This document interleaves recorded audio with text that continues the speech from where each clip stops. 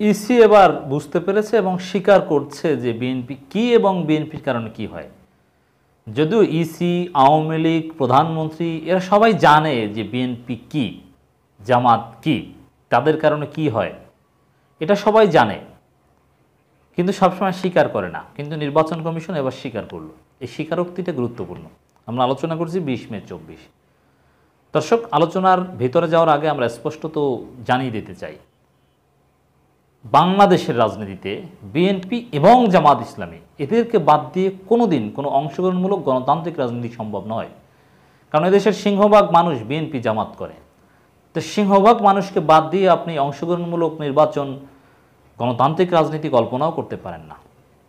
অতএব সরকার যতই চেষ্টা করুক, নির্বাচন কমিশন যতই চেষ্টা করুক, অংশগ্রহণমূলক নির্বাচন, ভোটারদের উপস্থিতি, বিএনপি জামাত সে নির্বাচন বর্জন করলে আপনি এটা কশ্চিনকাল ও কিয়ামত পর্যন্ত সেটাকে অংশগ্রহণমূলক অথবা ভোটারদের সন্তোষজনক উপস্থিতি দেখাতে পারবেন না। ইসির একটা বক্তব্য, ভোট কম পড়ার বড় ফ্যাক্টর বিএনপি, মানে স্বীকার করেছেন যে আসলে বিএনপি কি, যে বিএনপি নির্বাচন বর্জন করলে ভোট কম পড়ার না, এমন পর্যায়ে ভোট পড়বে, এমন সংখ্যায় যেটা গণতান্ত্রিক চেতনা থেকে, গণতান্ত্রিক মানদণ্ডে ওটাকে কোনো নির্বাচনই বলা যায় না। নির্বাচন হতে হলে পছন্দের প্রার্থী থাকতে হবে, বিকল্প থাকতে হবে, যে না অমুক না, আমি অমুককে বেছে নিব, এই ব্যবস্থাটা অ্যাটলিস্ট থাকতে হবে এবং ভোটের অধিকার থাকতে হবে।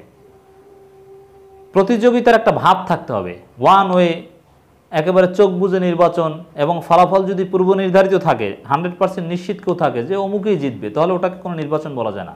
নির্বাচন মানেই একটা অনিশ্চয়তা থাকতে হবে যে অমুকেও জিততে পারে, তমুকেও জিততে পারে, তবে সম্ভাবনা থাকতে পারে।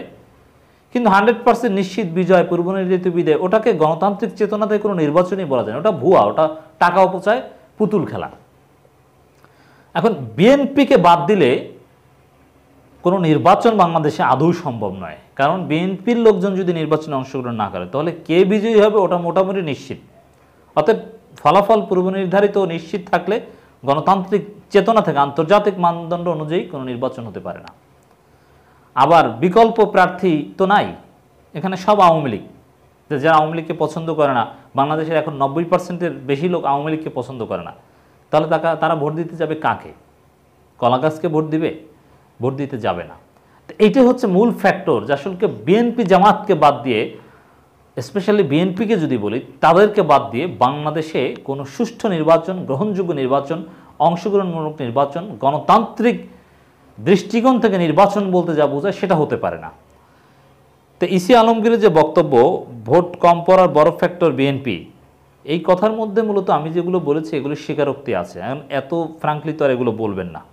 অতএব আপনারা যতই চেষ্টা করেন যে অংশগ্রহণমূলক নির্বাচন, ভোটারদের ভোট কেন্দ্রে আনার জন্য যতই নাটক করেন, যত ভয়ভীতি দেখান যে ভিজিটি কার্ড অমুক তমুক বাদ দিয়ে দেওয়া হবে, আপনি ভোট কেন্দ্রে না গেলে আপনার বয়স্ক ভাতা পাবেন না, এইসব হুমকি দামকিতে কোনো কাজ হবে না।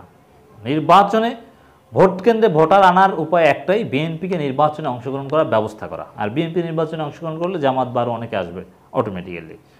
আর বিএনপি তো নিরপেক্ষ সরকার ছাড়া এই মেরুদণ্ডহীন আওয়ামী ইসির অধীনে নির্বাচনে আসবে না। নির্বাচন কমিশনার ইসি মোহাম্মদ আলমগীর বলেছেন, ভোট কম পড়ার পেছনে একটি বড় ফ্যাক্টর বিএনপি। একটি বড় না, আসলে মূল ফ্যাক্টরই বিএনপি। এখন অত ফ্রাঙ্কলি তো বলতে পারেন না, কিন্তু তার বক্তব্যে আমরা বুঝে গেছি। তবে এটি একমাত্র ফ্যাক্টর নয়, এটা হচ্ছে মিথ্যা কথা। একমাত্র ফ্যাক্টর এটাই। বিশেষ করে আরেকটি বড় কারণ হলো স্থানীয় নির্বাচনে ভোটাররা চাকরিস্থল থেকে আসতে চান না। মানে এই যে নির্বাচন কমিশনার, এরা স্টুডেন্ট লাইফেও ভালো স্টুডেন্ট ছিলেন না। রসিকতা করলেও তো একটু যৌক্তিক রসিকতা করতে হয়, যে কিছুটা সত্যের কাছাকাছি হয়। বাস্তব কথা হচ্ছে এই ভোটাররা চাকরিস্থল অমুক তমুক এগুলো কিছু না, বরং স্থানীয় নির্বাচনে ভোট অতীতের যে কোনো সময় বেশি পড়ে।